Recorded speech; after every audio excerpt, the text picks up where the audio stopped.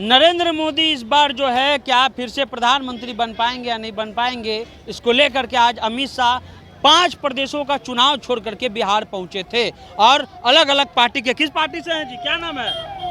मेरा नाम है विनोद भक्त माली। हाँ। हम प्रदेश सचिव है। हाँ। और मेरा पार्टी का नाम है भारतीय जन परिवार पार्टी। हाँ। जिनका राष्ट्रीय अध्यक्ष है पृथ्वी कुमार माली जी। हाँ।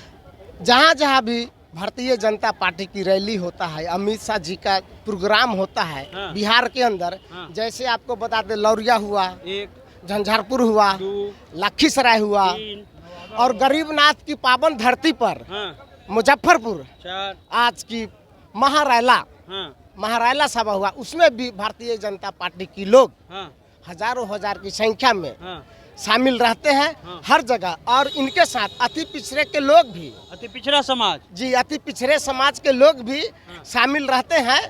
और हम लोग 40 के 40 सीट 24 को लोकसभा चुनाव में जिताने का काम करेंगे और नरेंद्र मोदी जी को फिर से प्रधानमंत्री बनाने का काम करेंगे।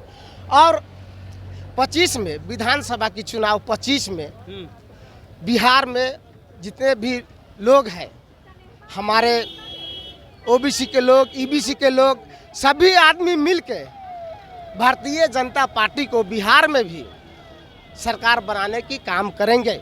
और बिहार में भी 25 में उनका सरकार बनेगा। कुछ युवा चेहरे भी देख रहे हैं, आप लोग भी इसी पार्टी से हैं? हाँ जी सर। क्या नाम है पार्टी के नेता का नाम? माली है। भारतीय जन परिवार पार्टी है। भारतीय जन परिवार जी। पार्टी, उसी पार्टी के हैं। जी। चलिए यहाँ कुछ और लोग हैं, क्या नाम है सर?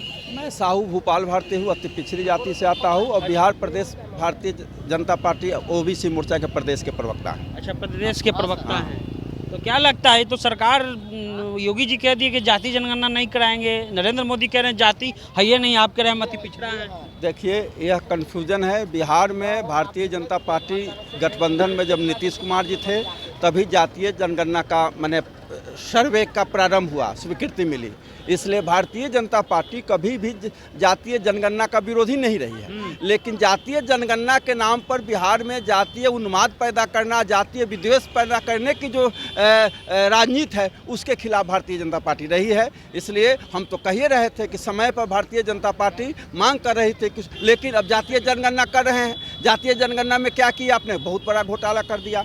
अति पिछड़ी जाति में जैसे मैं एक उदाहरण बता रहा हूँ, तेली जाति 1931 में जब भारतीय अंग्रेज हुकूमत में जब गणना हुआ था तो 2.80% उसकी संख्या थी। और इतने वर्षों के बाद पुनः जनगणना होता है तो मात्र 2.801, यानी आपने उसकी संख्या को घटाया। बहुत से पिछड़ी जातियों का, जैसे माली का, तुरहा का, सभी जातियों का अपने कम करके। माली का समर्थन तो आप लोग के पास आए हुए हैं। हम लोग को तो साफा समझिए कि जहां 30 से 35 लाख का आबादी के हिसाब से हम लोग को तो 3 लाख दर्शाया गया।